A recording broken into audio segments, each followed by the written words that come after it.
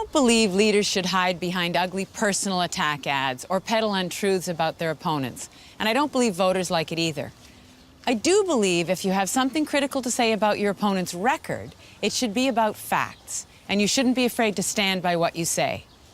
Tim Hudak and the Conservatives don't support Labour in this province. That's a fact. His plan is to drive down wages by weakening unions. In short order, he's promised to fire 10,000 education workers and cut billions from our health care. He'll cancel job-creating partnerships with business. And he voted against a plan to create jobs for youth. All of this is on the record, and all are exactly the wrong ideas for our economy if Ontario is to create opportunity for people. If Tim Hudak wants to play politics, that's his choice. My focus is on doing what's right for the people of this province. That's what leadership is. I'm Kathleen Wynne, and I stand behind this message. There she is, Ontario's Premier Kathleen Wynne, seemingly walking down the longest street in the country. If you smell it, it's in the air. An election, likely in June. That ad coupled with the NDP and the fact that they're going to go through some pretty intense campaign training suggests that the party is over between the junior partner and the senior partner in Ontario's government. Ray Hurd is here to talk a little bit about this. The NDP seemingly are ready for a fight. Kathleen Wynne's ready for a fight. We're heading to an election. Yes, but I think talking about the ad that you just shows our viewers, that's cross between George Orwell and Monty Python. Do you know why I say that? No. Because she said attack ads are bad, blah, blah, and then she makes an attack ad, a non sequitur. And also, as we seem to be approaching this election, that ad that you saw is pitched at the unions. Now, historically, Ryan, as you know better than I do, the unions have backed the socialist NDP. So she's making a conscious bid now for the support of the unions, run by a Stalin-esque guy called Sid Ryan, who should actually go back to wherever he came from. And I'm an immigrant, so I can say that. And I'm Irish, so I've got your back. Yes. Here's the thing, though. You mentioned the unions. The unions have come out this week and basically said, we don't want anything to do with this Liberal government. They can't sign, agreements with us if they're busy wasting money on power plants. So it would seem that the shift has begun, if not has already been in full swing between the unions and the NDP. That's where their vote is going to be. That's where they're going to be rallying the troops. But Sid Ryan's a powerful czar, Russian term, which is very appropriate. We'll see. I think that what you saw there was kind of panic. I've got to hold the union vote, which is not historically theirs. But the other thing that Wynne forgets, she keeps on denying that she knew about the power station theft of taxpayers' money. She said, I never knew about this.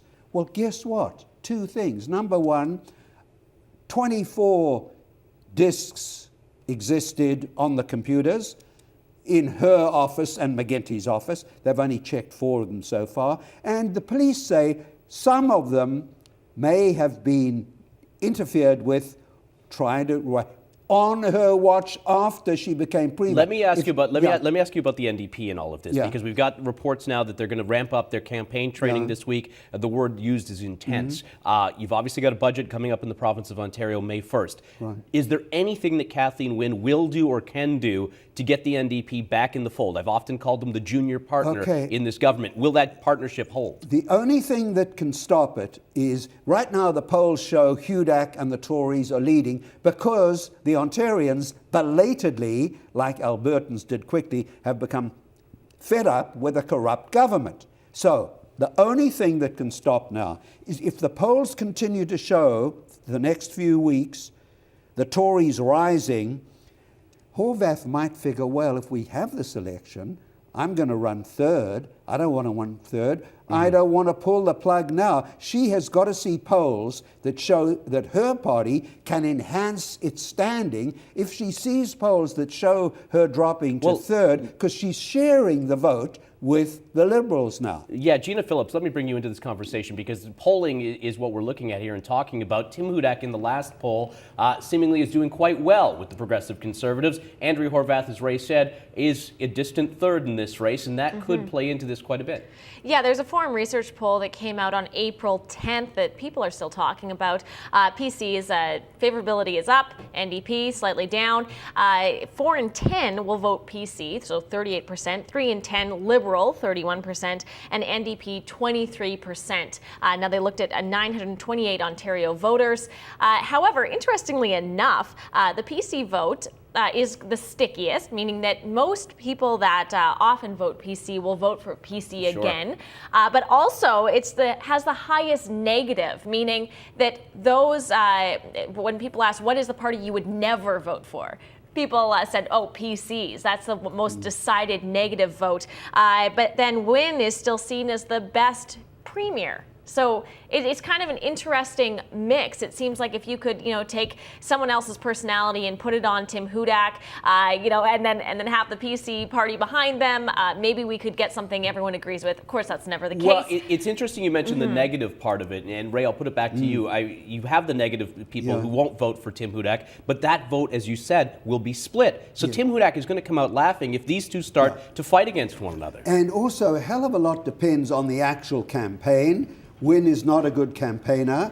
One of Wynne's biggest disabilities is her campaign director, a guy called David Hurley, has the worst track record in the history of Canadian liberalism. He took Paul Martin, who inherited a majority from Chrétien, and he buried him, leading to Stephen Harper. So if your quarterback or your manager of your team has the worst track record in history, it's not a good sign for Wynne, because this guy Hurley always ends up with his foot in his candidate's mouth. Give me your quick yes or no reaction to this. Will there be an election in June in the province of Ontario? What's your gut tell you? Yes or no? Actually, right now, no. Yeah. No. Right now.